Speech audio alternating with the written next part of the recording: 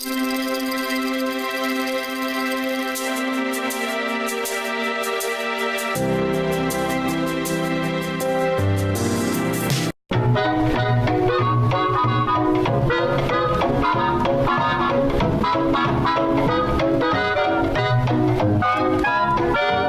¿qué tal amigos de Sensor UABC? Bienvenidos a una nueva edición más de su programa favorito del quehacer universitario. Como saben, mi nombre es Carlos Hernández y me encuentro al lado de Brandon Curiel para llevarles a ustedes este programa especial. Es una edición bastante conmemorativa de Sensor, ¿no es así, Brandon? Es correcto, Carlos, qué gusto saludarte, qué gusto saludar a nuestro público televidente que constantemente, domingo a domingo, está en su programa del quehacer universitario. Este capítulo número 18 tenía una particularidad porque estamos adentrándonos a las labores tan impresionantes que hace nuestra maestra Concepción Vaccín Belgosa, que tan inmensa carrera que ha tenido esta maestra, pero sobre todo la labor tan impresionante que hacen nuestros estudiantes en la materia nada más y nada menos que de comunicación pública, de la ciencia y la cultura. Oye, Carlos, tengo entendido que tú ya viste ciertas cápsulas, que ya te adentraste a tan mágico labor que hicieron esos estudiantes. Platícale un poquito a nuestro público televidente en qué consisten estas maravillosas. Claro que sí, Brandon. La verdad que las cápsulas tienen un contenido bastante enriquecedor de conocimiento para todos los alumnos y el público en general. Una en particular que a mí prácticamente me gustó mucho fue la que hizo nuestra antigua directora Brenda Arana, que se trata sobre la desalinización del agua y de la nueva planta que están haciendo en el municipio de Rosarito, que va a abastecer tanto a Mexicali como a todos los estados. Quédense con nosotros, me parecería muy bien que también nos visiten a través de nuestras plataformas de redes sociales, como es nuestra página de Facebook. Denos like, coméntenos y publíquenos para que ustedes puedan ver todo lo que ustedes quieran aquí en este programa. También síganos a través de nuestra cuenta de Instagram y nuestro canal de YouTube para que ustedes puedan ver todos los capítulos de Sensor UABC. Y bueno, Brandon, ¿qué más tenemos para este programa? Tenemos muchas sorpresas conforme vayamos avanzando en este maravilloso episodio número 18. Tendremos más sorpresas para nuestro público televidente, pero algo interesante es que nos gusta que estén en interacción con nosotros constante en nuestra plataforma de Facebook. Hagan captura de pantalla en la cápsula que consideran que fue la mejor y así poder estar en esta interacción de conductores y nuestro público televidente. Recuerden que mi nombre es Brandon Curiel y mi nombre es Carlos Hernández y juntos hacemos esta maravillosa producción que se llama Sensor UABC, temporada 13. En 2018 no vuelan aún los autos como en el libro Sueñan los androides con ovejas eléctricas, o más bien conocido como Blade Runner del autor Philip Dick. Ni los humanos se cultivan como en el mundo feliz. Ni los bomberos se dedican a quemar pilas de libros como en el libro Fahrenheit 451. Pero estamos más cerca que nunca de 1984 de George Orwell.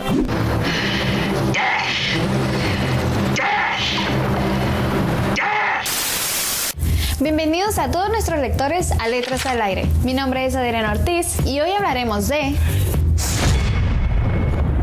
Comenzamos.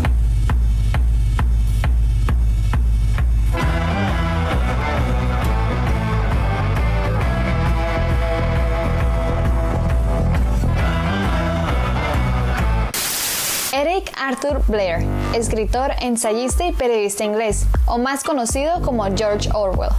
Es uno de los más conocidos autores del siglo XX, autor de grandes alegatos contra el totalitarismo en cualquiera de sus versiones. Orwell pasó de la historia de la literatura universal gracias a obras como 1984 o Rebelión en la Granja, novelas que hoy en día todavía mantienen su fuerza original. ¿Pero qué es lo que describe Orwell en este libro que resulta tan perturbador? Un estado totalitario postnuclear en el futuro que se parece, en algunos aspectos, al mundo que se va dibujando a trazos. El protagonista, Winston Smith, trabaja en el Ministerio de la Verdad cambiando no los hechos presentes, sino los pasados.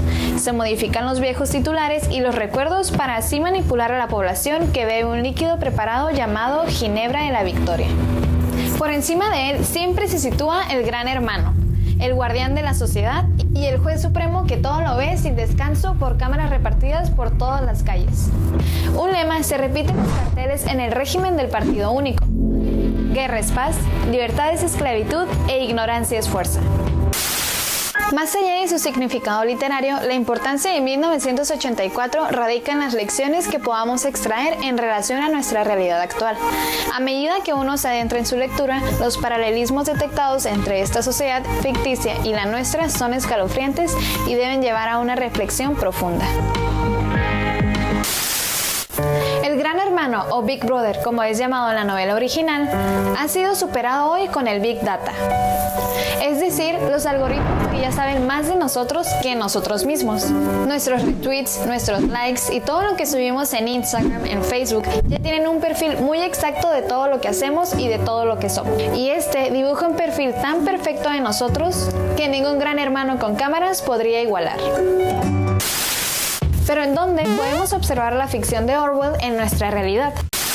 Edward Snowden, de la Agencia de Seguridad Nacional de los Estados Unidos, hizo pública una serie de documentos que mostraban el tremendo programa de vigilancia que tiene Estados Unidos sobre el mundo y que incluye a personas que juegan inocentemente hasta Angry Birds en sus teléfonos. Snowden se encuentra en fuga pidiendo asilo desde Oriente para llegar al otro lado del globo, o sea, a Ecuador. Y los parecidos del mundo contemporáneo con la novela de 1984 no terminan ahí. Hoy hay cámaras por todas partes grabándolo todo. La gente sube información sobre su vida en Facebook, en Instagram y en todas sus redes sociales, para que luego esta no solamente llegue a sus amigos, sino también a la CIA y a todas aquellas agencias multinacionales que se dedican a la investigación. Al punto de que los mismos narcotraficantes lo hacen y por eso se ha llegado a su captura. El Gran Hermano vive ya no en las viejas telepantallas de un mundo distópico y de pesadilla de 1984, sino que ahora vive en los grandes sistemas tecnológicos de espionaje, en la sala de Andrómeda en Colombia, en el Ministerio de la Felicidad en Venezuela y en un mundo cada día más vigilado y dominado por el poder del dinero concentrado en pocas manos. Gracias por acompañarnos en una emisión más. Mi nombre es Adriana Ortiz y esto fue Letras al Aire.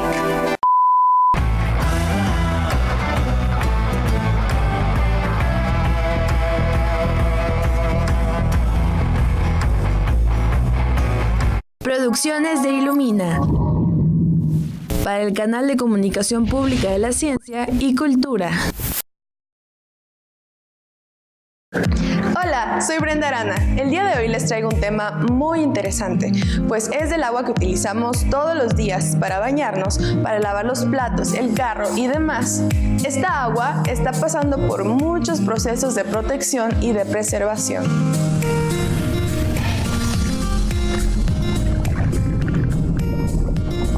En Mexicali se pretende construir una empresa cervecera. Esta empresa utilizará un acueducto de 47 kilómetros de largo, el cual llevará agua desde el acuífero del río Colorado hasta el sur de Mexicali. Esta agua será utilizada para producir cerveza, a la vez productos para el país vecino, lo cual significa que nuestra agua será explotada. Esto ha causado serios problemas para la obtención de este recurso no renovable, especialmente para la comunidad agrícola y ganadera. A pesar de las dificultades para la obtención de este recurso, se ha optado por una alternativa, la cual es la desalinización. Consiste en eliminar la sal del agua del mar, que por cierto, se está construyendo la primera planta desalinizadora en Rosarito, Baja California. Existen diversas formas para desalinizar el agua del mar, como la ósmosis inversa, la desalinización térmica, la evaporación relámpago, la congelación y la electrodiálisis. Quédate y veamos en qué consiste cada una. Ósmosis inversa. El agua salada es sometida a presión, extrayendo el agua dulce en otro contenedor mediante una membrana que filtra el agua limpia, dejando una cantidad de agua residual con mayor contenido de sal. Desalinización térmica. El agua de mar se eleva a alta temperatura, evaporándola y dejando el concentrado de sal o agua residual, mientras el vapor viaja a otro contenedor para ser condensado, resultando en agua dulce. Congelación. El agua es expuesta a bajas temperaturas, convirtiéndola en hielo. Al cristalizarla, la sal se separa. El hielo ahora será más dulce. Los residuos pasan por el mismo proceso hasta llegar al estado más puro. Sin embargo, se obtendrá menos agua dulce y se utilizará más agua salada. Electrodiálisis. El agua es purificada sometiéndola a electricidad, extrayendo los iones mediante una membrana permeable de iones que filtrará la sal y el cloro existente en el agua, desechando los residuos, dejando pasar el agua dulce. Evaporación relámpago. El agua de mar es introducida por gotas en un contenedor de menor presión, a diferencia del agua que se introducirá, elevando la temperatura y evaporándola. El proceso se repetirá en otros contenedores, en un contenedor cada vez con menor presión, hasta obtener el estado más dulce del agua. En la nueva planta desalinizadora se optará por la ósmosis inversa y así abastecer a toda la población de Mexicali y el resto de los municipios. Todo esto requiere tiempo y un largo proceso, al igual que de otras energías como la energía térmica, la energía eléctrica y la energía humana. Y cada vez hay menos agua potable. Para la obtención de este recurso no renovable y desalinizar agua suficiente para abastecer a toda una población se requiere de maquinaria y de mucha mano de obra. Sin embargo, nosotros como ciudadanos podemos controlar el agua que utilizamos todos los días. Sobre eso tenemos todo el poder del mundo y así preservar nuestra agua. Soy Brenda Arana, esto fue Ciencia Azul. Nos vemos en la próxima. Hay muchas personas en este mundo y cada una de ellas tiene un órgano esencial para su funcionamiento. Estamos hablando del cerebro. Hemos asociado este órgano con la inteligencia. Todo el mundo habla de la inteligencia y del coeficiente intelectual, pero ¿sabemos de qué estamos hablando? ¿Qué tal si vamos a resolver estas preguntas? La palabra inteligencia hizo su primera aparición en los textos científicos gracias a Sir Francis Galton, primo hermano de Charles Darwin.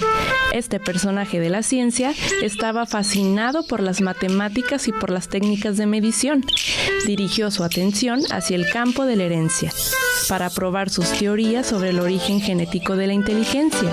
En su laboratorio recogía datos sobre diversas variables como el estudio del cuerpo y la agudeza de los sentidos que se dio entre los años 80 y 90, que en su opinión se relacionaban con la capacidad intelectual. A grandes rasgos, el coeficiente intelectual es un número donde el 100 es la media. Personas con un coeficiente intelectual mayor al 130 se les considera superdotados. Estas personas representan al menos el 2% de la población del mundo. Se les considera superdotados porque su cerebro es capaz de detectar el movimiento de los pequeños objetos, cosa que no sucede con los grandes, ya que su cerebro elimina la información de fondo y se concentra en los pequeños detalles. Desde hace mucho tiempo, la ciencia descubrió que las neuronas son las únicas células que se atrofian y mueren si no reciben estímulos. Por el contrario, si las neuronas son estimuladas por medio de nuevas sensaciones, nuevos conocimientos y nuevas experiencias, se desarrollarán nuevas conexiones neuronales entre sí. El cerebro funciona a través de la conexión entre neuronas. A esto se le conoce como sinapsis. Imaginemos grandes puentes donde la información fluye de un lado a otro. Entre más rápido fluye la información, más inteligente es el cerebro. Sabemos de lo raros que son los coeficientes altos, pero también sabemos lo fenomenales que son. Ahora, ¿qué podemos hacer nosotros para también elevar nuestros coeficientes intelectuales? Puede llegar a sonar más fácil de lo que te imaginas. Primero que nada, una buena alimentación. El consumo de diversas frutas y verduras, como por ejemplo el tomate, chía, aguacate, incluso el propio chocolate. Y claro que una buena hidratación a base de H2O. Segundo, el ejercicio. Una buena condición física motiva a nuestro cuerpo a mantener un buen funcionamiento. Pero el ejercicio más importante es el mental. Cosas tan sencillas como crucigramas, rompecabezas, malabares, aprender cualquier nueva destreza. Nunca es demasiado tarde para echar a andar nuestros cerebros a su máxima capacidad. Si eres muy curioso o eres muy fanático de la ciencia, estás en el lugar adecuado. Y nosotros nos vemos hasta la próxima. Y bueno, amigos de Sensor UABC, continuamos con más aquí en su programa del quehacer universitario. Brandon, coméntame por favor en dónde estamos actualmente. Pues ahorita estamos en la Facultad de Ciencias Químicas e Ingeniería haciendo cobertura quizá no detallada, pero muy precisa de estos maravillosos estudiantes que hacen una labor impresionante en la materia. ¿Cuál, Carlos? Comunicación pública de la ciencia y la cultura, que imparte nuestra profesora Concepción Baxín Melgoza, que también se encuentra siendo productora de Sensor UABC. Acabamos de ver productos audiovisuales bastante interesantes. Es importante resaltar la labor que hacen nuestros compañeros de séptimo semestre de la licenciatura de Ciencias de la Comunicación al realizar este tipo de productos audiovisuales. ¿No es así, Brandon? Es correcto, Carlos. De verdad tienen un compromiso muy impresionante, pero sobre todo la exigencia de ellos mismos como estudiantes para crear este tipo de contenidos tan interesantes, tan versátiles, pero sobre todo de, ¿cómo llamarlo? Quizá enriquecimiento mutuo, tanto para nosotros los conductores como para nuestra comunidad estudiantil universitaria y claro que sí, ustedes, nuestra comunidad que nos ve constantemente domingo a domingo. Y bueno, pues amigos, les recordamos que tomen fotografía de la cápsula que más les interesó y que estén en interacción con nosotros en Facebook. Recuerden que mi nombre es Brandon Curiel. Y mi nombre es Carlos Hernández. Y continuamos con un poco más, que esto es Sensor UABC, temporada 13.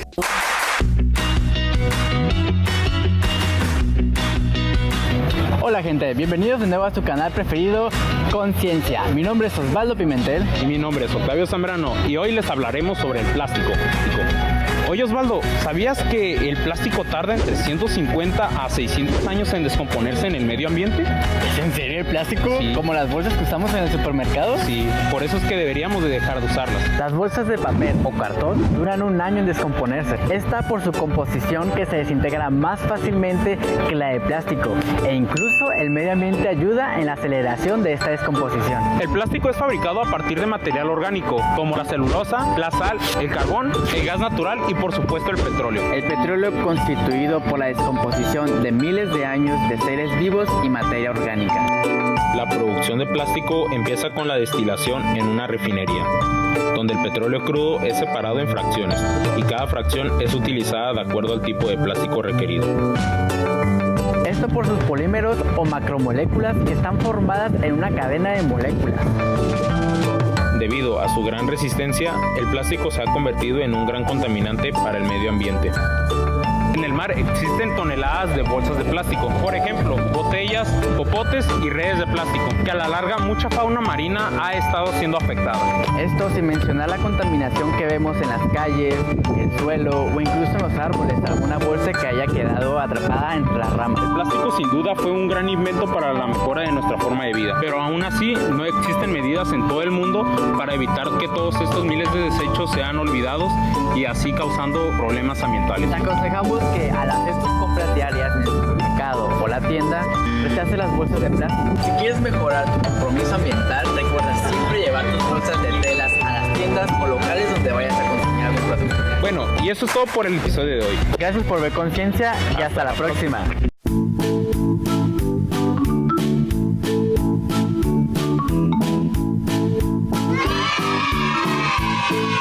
¿Qué tal? Mi nombre es Ben y espero que te encuentres muy bien y tengas ganas de aprender algo nuevo. Pues el día de hoy te voy a explicar por qué nuestro cuerpo necesita agua. Además te daré unas recomendaciones que benefician a tu salud, así que no te puedes perder esta información. Quédate. ¿Habías escuchado alguna vez que el cuerpo humano está conformado por agua? Pues resulta que la cantidad de agua en él varía según la edad y el sexo, es decir, cuántos años tienes y si eres niño o niña. Ya que el tejido graso contiene menos agua que el tejido muscular.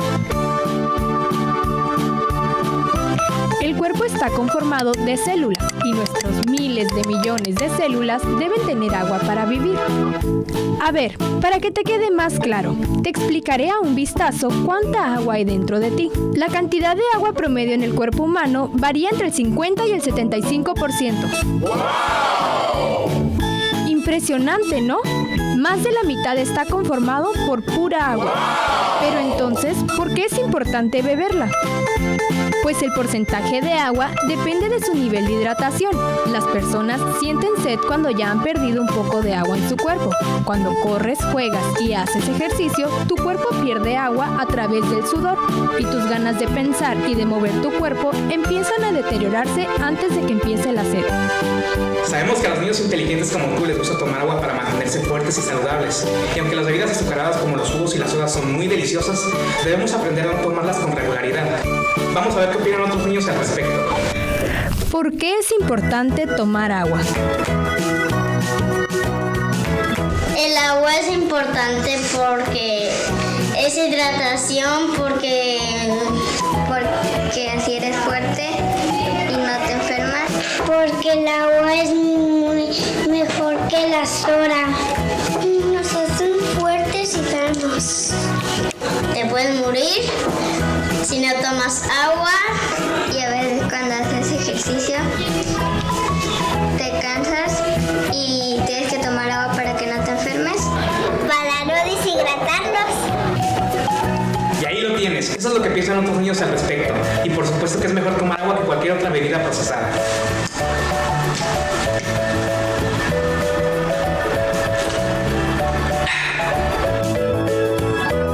¿Sabías que los bebés y los niños tienen el mayor porcentaje de agua? Los hombres adultos contienen el siguiente nivel más alto, seguido de las mujeres adultas, aunque los hombres y mujeres obesos tienen menos agua que los adultos delgados. De acuerdo a información de la Organización de las Naciones Unidas para la Agricultura y la Alimentación, 7 de cada 10 personas en México presentan obesidad. Y este resultado tiene que ver con sus hábitos alimenticios.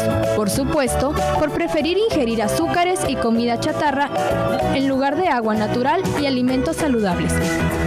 Además, que esto desprende muchas enfermedades como la diabetes, por ejemplo, que es causada la mayor parte del tiempo por ingerir gran cantidad de azúcar y que podríamos evitar con mejores hábitos.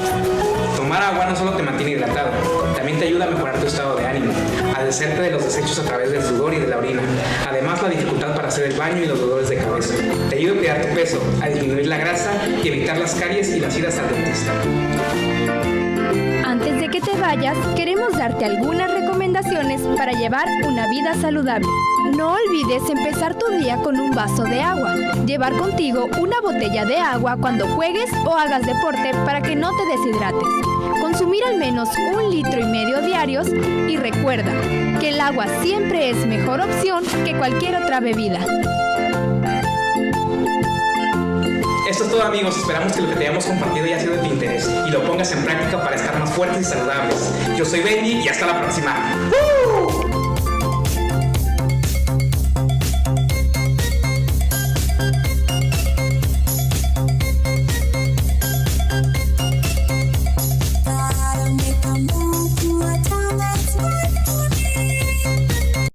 Hola, bienvenidos una vez más a su programa Ciencia para Todos. Yo soy Mirel y el día de hoy abordaremos un tema muy interesante, la parálisis del sueño, o como algunos lo conocen, cuando se te sube el muerto. Acompáñame.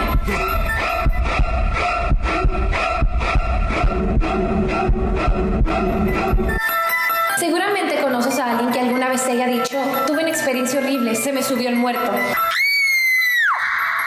Y dicen sentir algo así como un gran peso sobre ellos, por lo cual no pueden mover su cuerpo. Y lo describirían como una presencia del más allá. Algunos consejos que nos dan para cuando sufrimos de esto es, diles groserías para que se vayan, grítales, ¡lárguese! O reza. Pero hay una explicación científica para todo esto, denominada la parálisis del sueño. Les explico. El sueño es un estado fisiológico necesario para la vida, que se caracteriza por la interrupción temporal de movimiento, la capacidad sensorial y el estado de alerta. Se distinguen 2 etapas en el periodo de sueño, denominadas fases del sueño lento y fase del sueño rápido. La fase del sueño lento se divide a su vez en 4 fases. Número 1. Fase del sueño ligero, en el que las personas aún son capaces de percibir la mayoría de los estímulos auditivos y táctiles. Número 2. En esta fase el sistema nervioso bloquea las vías de acceso a la información sensorial, lo que origina una desconexión en el entorno y facilita la actividad de dormir. Número 3. Es un sueño más profundo, donde el bloqueo sensorial se intensifica. Si el individuo despierta durante esta fase, se sentirá confuso y desorientado. En esta fase no se sueña. Y por último, número 4. Es la fase de mayor profundidad de sueño, en la que la actividad cerebral es más lenta, al igual que la fase 3. Es esencial para la recuperación física y especialmente psíquica del organismo.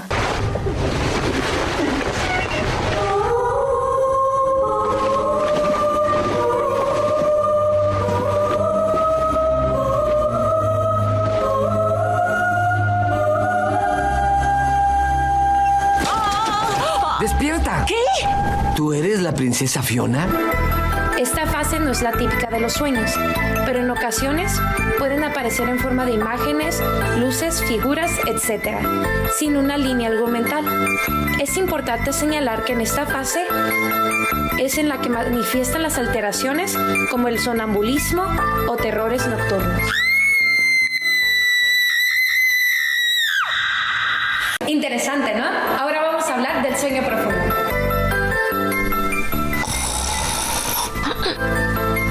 El sueño profundo se denomina también sueño paradójico, debido al contraste entre la relajación social y el estar alerta. La parálisis del sueño es algo muy común entre la población mundial, y quien la sufre despierta bruscamente teniendo plena conciencia de sus pensamientos, pero manteniéndose paralizado físicamente. Aunque pueda abrir los ojos, no es capaz de emitir sonido ni mover músculo alguno, lo cual genera una considerable sensación de angustia y temor.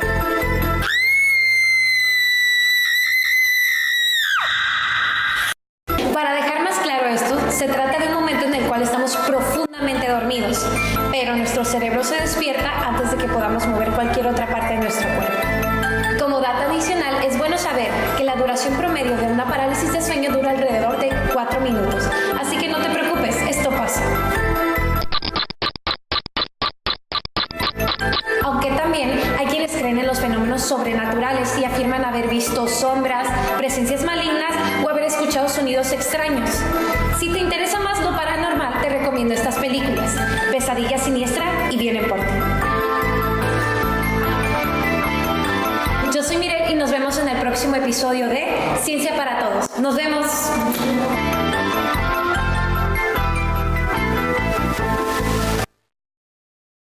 Y bueno, pues amigos de Sensor UABC, como saben, desgraciadamente, estos 30 minutos del quehacer universitario ha llegado a su final, pero no sin antes recordarles y agradecerles de que nos hayan dado la oportunidad de poder entrar hasta sus hogares. Recordemos que nuestros estudiantes de la máxima casa de estudios a nivel estado, la Universidad Autónoma de Baja California, de verdad están haciendo una labor increíble. No simplemente vienen y se sientan a las aulas, vienen, se comprometen y hacen este tipo de cápsulas que nos dejan un contenido impresionante, pero sobre todo un conocimiento muy grande. Carlos, ¿cuál fue la cápsula que más te gustó? La verdad que a mí me gustaron todas. La verdad, todo es un conocimiento bastante enriquecedor para mí. Yo no, por ejemplo, desconocía que el agua se podía desalinizar. Asimismo, también muchísimas cosas de las que me di cuenta, por ejemplo, cuánto se tarda el plástico en degradarse en nuestro planeta. Asimismo, cómo el organismo se adapta a la cantidad de agua que tú tengas en tu cuerpo. La verdad que a mí me gustó muchísimo este programa y me gustaría que nuestro público televidente se quede al próximo programa porque estará igual de especial. Tendremos las mismas cápsulas, así es, Brandon, como lo oyes. Tendremos los mismos productos audiovisuales, tal vez con diferentes temas, pero sin embargo serán de la misma materia de la comunicación pública, de la ciencia y la cultura que imparte nuestra profesora Concepción Baxín Melgoza. Pero Brandon, dime por favor a ti, ¿qué fue lo que más te gustó? La verdad debo de reconocer este compromiso tan grande que tiene nuestra comunidad estudiantil, primordialmente nuestros cimarrones con valores que vienen y hacen ese tipo de calidad de contenido. En verdad yo lo agradezco muchísimo y yo me quedo, francamente te voy a ser muy sincero, me quedo con la cápsula de Brenda Arana de la desalinización. Este tema tan importante que sobre todo hacen esta planta en Rosarito que va a abastecer a nuestros 5 municipios de nuestro estado. En verdad es una labor impresionante. Pero pues bueno, también invitarlos a nuestro público televidente a que nos visiten nuestra plataforma de Facebook, que le den like, que lo compartan y que vean todos los contenidos que hemos subido ahí. Asimismo, en nuestra plataforma de YouTube para que estén al pendiente de los capítulos de esta temporada 13 y los invitamos a que vean los capítulos de las temporadas pasadas porque en verdad son contenidos muy interesantes. Y asimismo que estén al pendiente de Instagram para que vean el día al día de Sensor UABC. Pero pues bueno, Carlos, tú y yo, junto con el público televidente, tenemos una cita cada domingo, ¿no es así? Claro que sí, Brandon. Recuerden sintonizarnos todos los domingos a la 1:30 de la tarde por su canal favorito Síntesis TV. Asimismo, si no alcanzaron a ver el programa los domingos, lo pueden ver a través de su repetición los días miércoles a las 11 de la mañana en este mismo canal. Muchísimas gracias por acompañarnos, querido público televidente, y quédense con más de su programación de Síntesis TV, porque esto fue Sensor UABC, temporada 13.